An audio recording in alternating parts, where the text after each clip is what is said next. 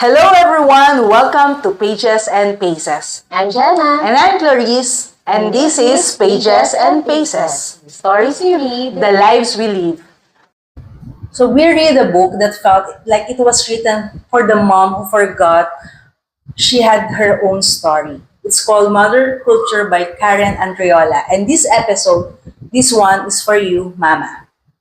Welcome back to Pages and Paces. I'm Clarice. And I'm Jenna. Let's get into it. What is mother culture actually? Ano nga ba yan? So, para sa lahat ng hindi nakakaalam sa term na mother culture, yung book na to, which is entitled is Mother Culture nga din by Karen Andreola, hindi siya parenting book. This is a book about the mother as a person, not just as a parent. So, syempre, lahat kasi tayo na bilang ina, feeling natin na stuck na tayo sa mother as a responsibility, as your identity. And that one distinction changes everything. And sino naman si Karen Andreola? So, siya yung author. So, the best way I can describe her is parang isa siyang wise older woman, yung nagsulat ng book na to, who finally gave a name to the thing every mother was already feeling but had no word for. And yung thing na yon is the difference between self-indulgence and self-cultivation. Kasi ano nga ba difference niyan? Yung self-indulgence, you are the one who is taking. Yung self-cultivation, you are growing. And she's the one who named that clearly. Ayan. And what surprised me reading her was, she's not curious. She's a mother herself. And that changes everything about how she writes. Ito, ano ba ang difference talaga sa self-indulgence versus self-cultivation? Ang first reaction ko nung binabasa natin yung book na to, self-care for mothers goes way beyond just leisure. So parang di ba, una pag gusto mong mag-relax, kailangan yung nakatanga ka lang. Yung talagang relax na literal. And when you first hear that, may tendency kang maisip na, ang hirap naman. Kasi diba, syempre, mas gusto ko mag-relax. Talaga. Yung wala kang iisipin, walang gagawin. Kasi dami ko nang ginawa diba? Like, mag-a-add pa ba ako sa list ko? Pero sabi ni Andreola, hindi ito pag-a-add sa yung load. She's offering you a way out of it actually. Because the growing, yung pagpabasa natin, pagkukultivate natin ng sarili natin as a person, that's what takes you out of the survival mode. And mag-transition naman tayo sa revival mode. Yes, and once you see the difference, it stops feeling like a burden and starts feeling like the thing that was missing the whole time. So habang nung pinabasa natin to, pinag-aaralan natin to, parang may mga things ako ako kasi, meron talaga akong time for me. Pero yun nga, sinabi mo, hindi siya leisure lang. Talagang mag-grow ka. I-cultivate niyo yung sarili mo. So siguro ako, ang ko doon, mas talaga natuto ako while reading it is yung mga means or way kung ano yung mga mother culture na pwede natin gawin. At the same time, productive, and ikaw talagang marerelax ka. Hindi lang siya another hugasin. Diba? Hindi siya another chore. For me naman, nung nabasa ko to, first reaction sa book, realizing na I have this responsibility din sa sarili ko. Well, syempre, pagod ka, and aminin natin, pag maliliit ang anak mo, survival mode talaga yan. Makasurvive ka lang sa lahat na kailangan mong gawin sa isang araw. Pero, kailangan din naman natin ng revival mode na makilala ulit natin yung sarili natin, mag-grow tayo as a person. And sabi nga din dyan sa book na yan, mother culture is the term na ginagamit natin. It's the deliberate effort of a mother to keep up her own education. Hindi hihinto dahil meron ka ng mga anak. Dapat lumago pa rin yung interest mo at lumago ka pa rin talaga. This chapter, only you can write, diba? Sabi nga, Pages and Paces is about the chapters of life. So what chapter are you writing for yourself right now? Not for your kids, not for anyone else, but for you. So, what gets lost when a mom stops pursuing anything for herself? So, the thing I noticed for her wasn't that I was unhappy. It was that I had stopped being curious, I stopped asking questions, and then when I realized na parang hindi na, nakastuck ako, na ano bang next step? Ano ba yung next plan for me? Hindi, di ba lahat tayo mag-give up ang mga moms, i-give up ang career, i-give up ang friends, di ba? Kaya minsan nawawalan ng friends dahil nga, you say no most of the time. Tapos tatanungin mo na lang, hanggang dito lang ba ako? Ito lang ba ako? Parang gano'n. So, meron tayong research shows that when people stop engaging in personal and meaningful activities, life satisfaction drops and irritability goes up. So kaya pala, most of the time, yung mga moms na talaga nasa loob ng bahay, kaya pala ganun mga nanay ko, nanay ko eh. Pero kaya pala mas irritable ka. So, and for moms specifically, loss of personal identity is one of the top predictors of postpartum depression. So not just in early months, but years after. Hindi lang yung pagkapanganak ha, hindi lang pero naglalast siya. Kaya pala merong mga, halimbawa 2 years old na yung anak mo, pero may posibilidad ka pa rin na magkaroon ng postpartum depression. And alam nyo, napaka-sneaky nito. Kasi diba, hindi naman siya nangyayari ng biglaan na nandyan na agad. Meron pala ng isang araw na parang na-realize mo na hindi ka nakatapos ng isang thought na para sa sarili mo in months. Palagi ang isip mo, pagpaplano para sa mga anak mo, yung schedule nila lalo na kung meron pa kayong mga clinic schedule, di ba, sa pediatrician. Pero yung para sa sarili mo, na-stop na. Hindi ka na nakapag-isip. And ito, the guilt or the tamad of reclaiming something personal. Kasi sa akin honestly, hindi siya guilt hindi pa nga siya guilt. Ang nangyari sa akin is tinatamad ako, pagod na pagod ako. May moment ako na gano'n, syempre as a breastfeeding mom din. Ang last thing na gusto ko na lang gawin is mag-add pa sa list ko ng mga kailangan kong gawin na extra.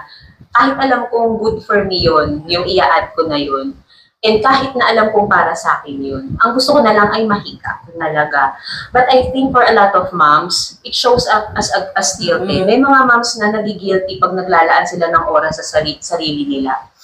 And gusto naman nila yon, pero something inside says na hindi pwede, tapusin mo muna to, hindi ka pwedeng umalis ng bahay. Right. So whether it's tamad or guilt, the result is the same. We don't do it. We put ourselves last. And Andrea basically walks up to both of those moms and say, no, this is not optional. This is part of the work. Psychologists call it the good mother myth. The belief that a good mother is completely selfless. Research shows it backfires. So moms who live by that belief are more likely to experience resentment, burnout, and emotional disconnection from their kids. Yung guilt, it's not a moral compass. It's a cultural script. And kaya di ba may naririnig tayo na, alam mo yung ginawa ko to para sa'yo. Oo, ito diba? yung sinakripisyo. Yes, kasi doon pala yun, dahil nga hindi mo na naisip yung sarili mo. At ito nga, yung parang para sa kanila na lang. Totoo ba to or trap? So I think this saying comes from a beautiful place. Sacrifice, love, pagmamahal. Mahal naman talaga natin ang anak natin. At gusto natin sila, mahal natin, galing sila sa atin. But somewhere along the way, it became a reason to disappear. And the line between the two is a trap or truth, di ba? Totoo ba to or trap lang? Pero for me, it's yun nga, binanggit ko kanina na parang ano siya it's a trap na dahil parang yung pinasa na rin sa'yo, di ba? Most of our yung mga moms sa generation higher sa atin, ay nag-sacrifice nga ng career, ng para alagaan tayo. So parang yun din yung napasa on sa atin.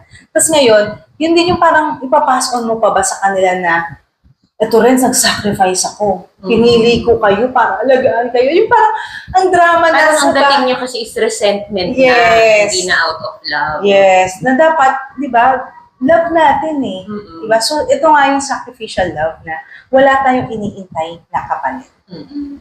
And if a mother who pours everything out and reveals nothing is not a selfless mother. Hindi totoo yun na selfless mother ka kapag bigay ka lang ng bigay. Hindi, ikaw ay isang depleted mother. Tayo ay isang depleted mother pag ganun yung ginagawa natin. And her kids feel that maybe more than anything else. Kasi syempre, sino pa ba ang unang makakapansin niyan? True. And what would you do if you gave yourself full permission. Okay ako, ang dami kong gustong gawin. Gusto kong matutong manahe, gusto kong matutong mag-crochet, gusto kong mag-start ng herb garden. And Yes. it's not like I don't have the desire ha. Then, nandun. Gusto ko talaga. Yun yung isa sa tatlo sa mga dreams ko. But there's always something. Meron ako laging reason na di pa ito ang right time. Hindi ko muna gagawin yun ngayon. Madami akong dapat unahin. Kaya naman, yung someday, minsan nagiging ano na yan never. Yes, diba? And that's the thing Andreola exposes. Someday is not a plan. It's a postponement. And the longer you postpone it, the more you start to believe that you're just not the kind of person who does those things anymore. When actually you are. You just stop giving yourself permission. So sabi nga niya sa book niya, a mother who reads is giving her children more than she knows. Oo, napaka-importante pala, no? Hindi natin talaga dapat i-neglect yung pag-grow natin as a person. So, tsaka yun nga yung kanina sinabi natin, or yung sa last episode natin na, wala kang maipapasa kung ikaw empty mismo, di ba? Ito naman, what happens ba kapag nag-stop tayong mag-grow? Mga mommies, pag nag-stop mag-grow, hindi to about guilt. This is about honesty. Kasi a lot of moms quietly stop.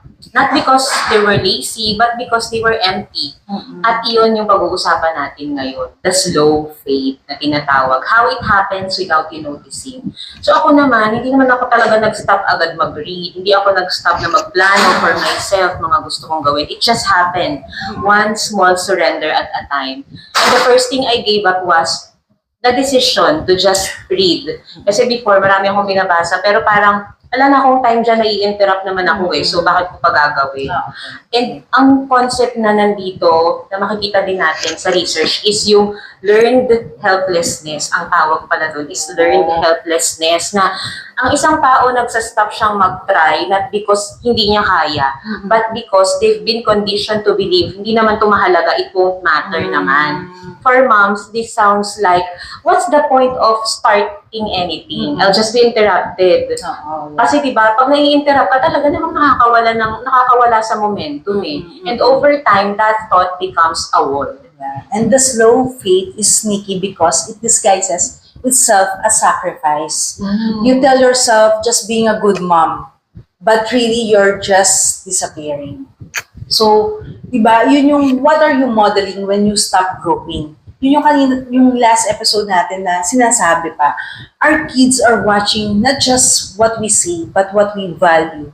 And when I stop learning, what I was actually showing them without meaning to, di ba? Na parang, kung huminto na ako, ibig sabihin, mapapakita ko, mamamodel ko rin sa kanila, ay si mami nga, hindi na nag-grow So okay na to. Parang malilimit sila na imbis na sila mismo mag-strive, ma-inspire, di ba, na wow, si mami ko, kahit marami siyang ginagawa, meron pa rin siyang time to learn for, di ba, to grow. Ayan, so ito nga daw yung na sabi ni Bandura's social learning theory shows that children learn primarily through observation, not instruction. A mother who reads raises readers. A mother who keeps growing models that growth doesn't stop. That message goes deeper than any lesson plan. And yung most powerful homeschool curriculum you have, kasi nag-homeschool tayo, di ba? Is actually us. How you live, what you reach for, what you don't give up on. And ito nga, di ba? Talaga kung gusto mo makabuild ng readers, dapat makita ng mga anak mo na ikaw mismo at enjoy mo magbasa. Ayan. So ako naman, di ba, syempre, hindi nga natin to familiar, yung mother culture na term. Pero ako, parang talagang nag-strive ako na in a sense, kasi ayoko nga yung maging, nadami ko na kasi moms na nakita na parang narinig ko, ginawa ko to, sinacrifice ko to, kaya gawin mo to. So for me, yun talaga yung ginol ko And this book helps me na para talagang totoo. Kasi yun, ang ginagawa ko naman talaga, magka-K-drama, hindi naman good thing, hindi siya mother culture talaga. Yes. So yun, yun yung na-realize ko nung reading this book na parang dapat itama ko. Yes, meron akong time sa sarili ko para hindi ko nga sila sabihan, hindi ako mag-resent. Hindi ako magalit na hindi ko pa makipakita sa kanila na ang dami kong ginawa sa inyo, maging mabuti kayo sa akin. No. Pero yun nga, mas nag-grow ka, mas naging relaxed din yung atmosphere na binibigay mo. Kasi nga, tama yung mother culture na ginagawa ko. Sa akin din naman, similar din. I look at my kids and thought, I want them to be curious and alive and growing. And then I realized I had stopped being all of those things for myself. And hindi tama kasi, di ba? Sabi nga natin paulit-ulit natin sinasabi na mas mahalaga ang modeling. Yeah. At hindi natin matatransfer yung mga values na gusto nating ma-build sa mga anak natin kung tayo mismo as a mom nag-stop. Yes. When a mother stops growing, something in the home stops growing too. Ganun kalakas talaga ang influence ng isang mother. Practical ways naman tayo, practical tips, small ways to keep writing your chapter. Sabi nga ni Andreola doesn't give you a 5 a.m. routine that requires a whole personality transplant. She gives you 15 minutes and she says that is enough to start. Ang laki na pala ng magagawa mo sa 15 minutes. Kaya ang tip number 1 natin, the quiet hours, protect nyo yung small pockets just for you. For me, ang quiet hours ko ay talagang sa hapon, sa nap time ng aking mga anak. And what I've learned is that protecting that time is not laziness. Yung paghiga mo, pagkakaroon mo ng sariling time, it's actually the most important thing I do for my family. Kasi dun ako nagre-relax, dun ako nakakapagbasa ng own books ko, na interest ko talaga. And research shows the brain needs period of quiet, self-directed activity to recover from decision fatigue and emotional labor. So lahat ng yan, kailangan sa isang pagiging mother sa buong maghapon mo. Yung quiet hours na yun, hindi siya selfishness. That is your brain asking for what it biologically needs. Yes, and Andreola called it quiet hours, not me time. But not K-drama binge. Like, it's something sacred. Because it is, yun nga, tama ka eh. Kaya tayo nag-i-snap na parang wala namang ginagawa yung anak mo. Gusto lang yung lumapit sa'yo. Because sobrang overloaded na. So, alam mo yung mag-stop ka lang ng kahit nga hindi 15 minutes eh. Kailangan mo lang 2 to 3 minutes. Umawi ka lang, quiet lang, tahimik lang. Wala kang calm. Diba? So, parang yun na para hindi ka mag-i-snap sa kanila. Yan. So, yung ano ba yung 15 minutes? Ano ba yung pwede nating magawa dito sa 15 minutes? So, I think the reason 15 minutes feel impossible is not actually about time. It's actually na parang imposible naman magawa ko to. Ang dami natin kasing gustong gawin na parang hindi ka Hindi kasya. mo na alam kung alin doon. Yes. So, siguro mga moms, mga pause, ano yung unahin mo? Ako for me, pagdidilig. Kasi di ba ilang minutes lang, pero nakaka-relax. Tapos nakakatahimik. Doon ka lang, makikinig ka doon sa mga plants mo. So kahit konti lang yung plants nyo, o diligan nyo lang sila, konting quiet moment na yun eh. And even 6 minutes of reading measurably reduce stress and improves focus. So actually kasi mostly ang mother culture natin talaga is reading, di ba? Kasi nga we read a lot of books. Kaya nga kami merong pages and pages dahil of those books. Pero hindi kailangan ng maraming oras daw. So the consistency is what compounds. Yes, and yung 6 minutes na yon na iniisip natin kadalasan, napaka-short lang, parang wala naman akong meaningful na magagawa dyan. Pero mga moms at lahat ng nakikinig na nanonood, that's less than 1 Instagram scroll. And the return on it is completely different. Once na, instead of scrolling, gawin mo siyang reading or something else na gusto mong i-build na handicraft or sa sarili mo, something for yourself, malaki na yun kasi nga nagko-compound siya. True.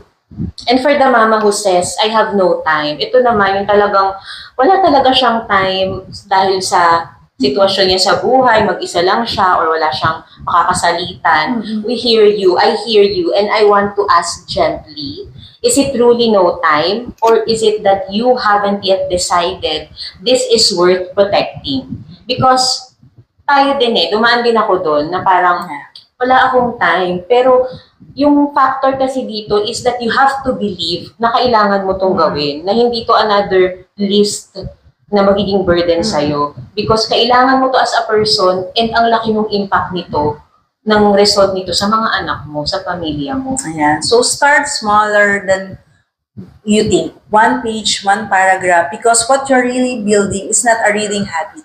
It's a belief that you matter enough to come back to. So, diba, sabi nga ni Karen Andreola, even 15 minutes a day, given consistently to one's own reading, will tell in the course of the year. So, alam mo, one chapter of the Bible, reading, ang dami nang magagawa. Kesa sa Instagram na nako-compare mo patuloy sa ibang months.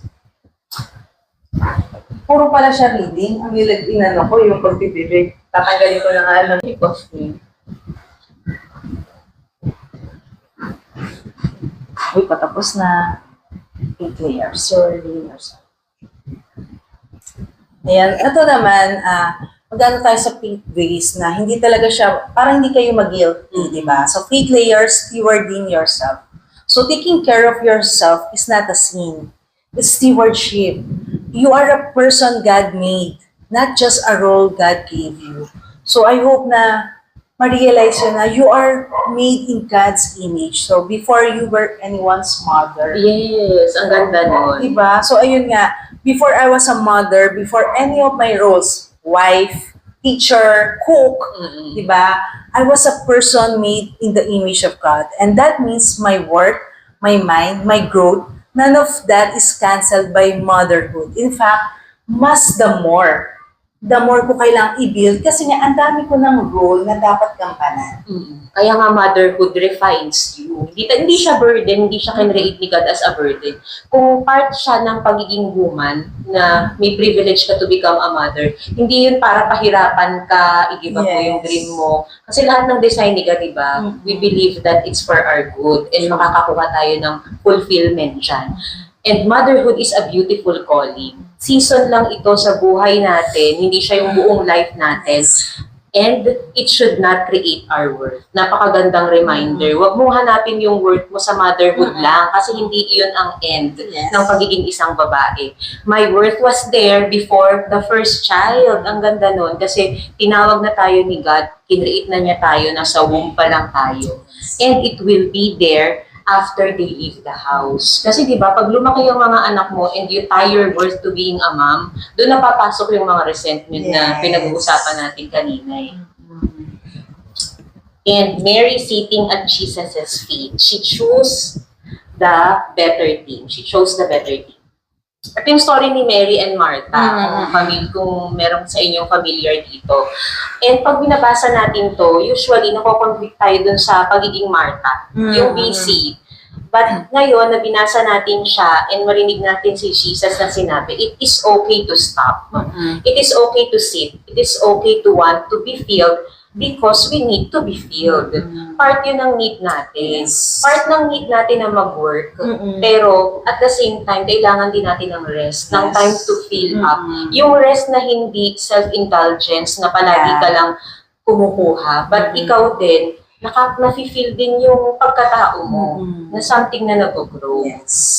Totoo yan. Ito yung sinabi din na what Mary did is what researcher called engaged rest.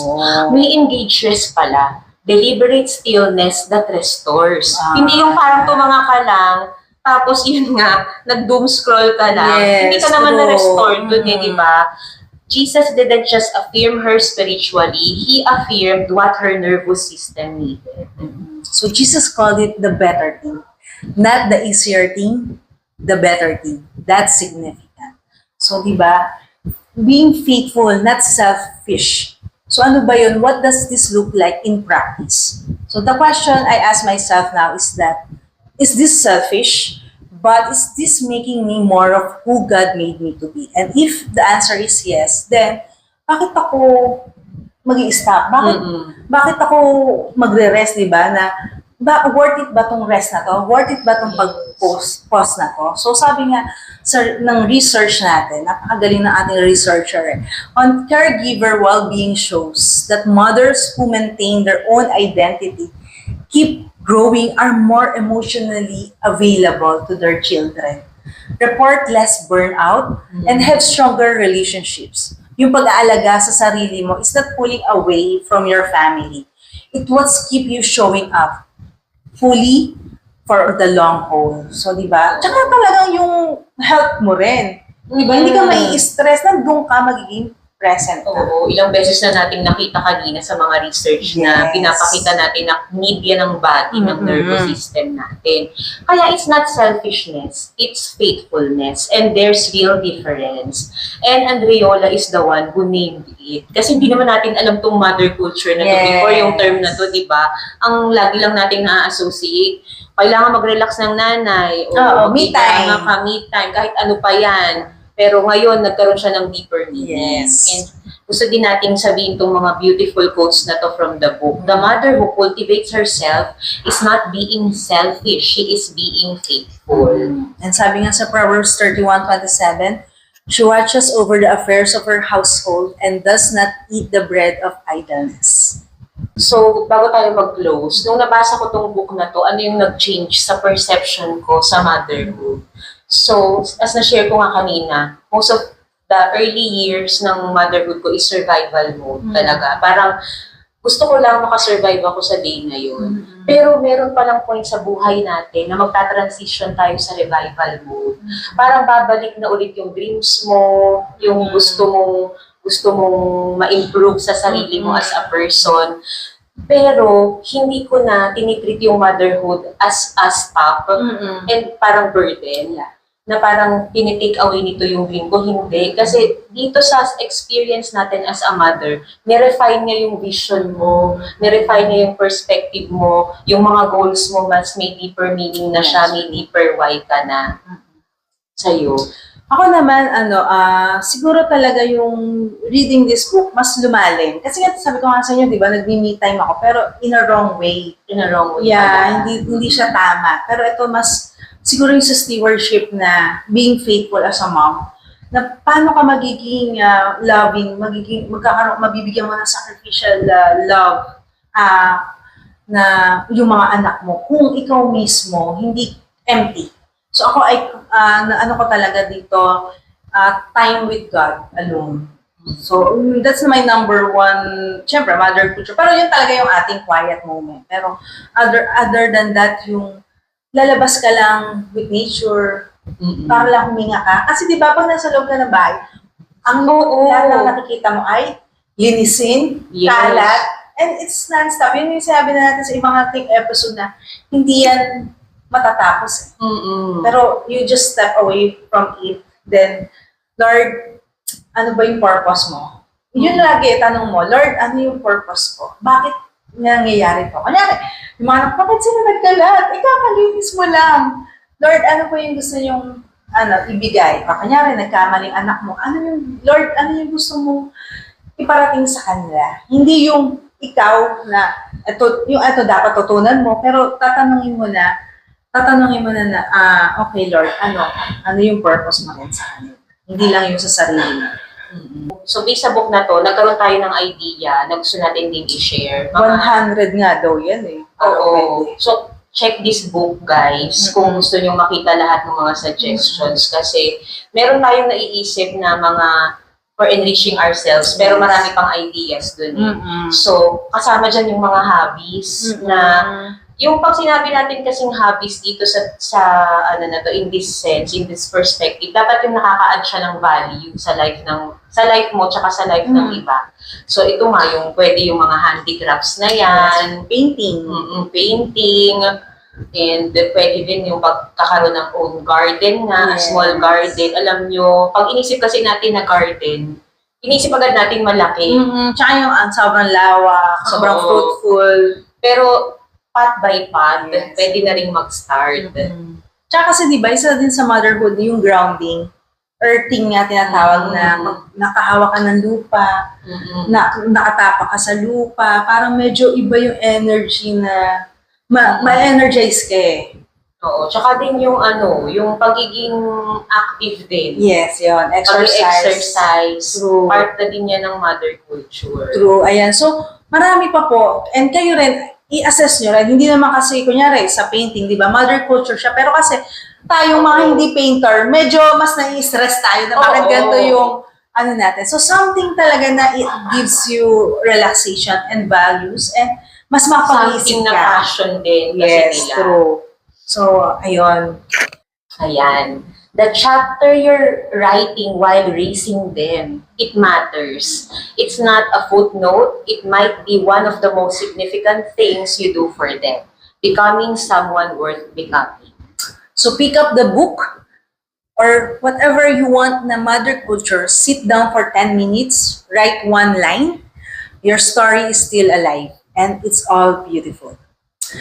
Thank you mga moms for listening. Bye.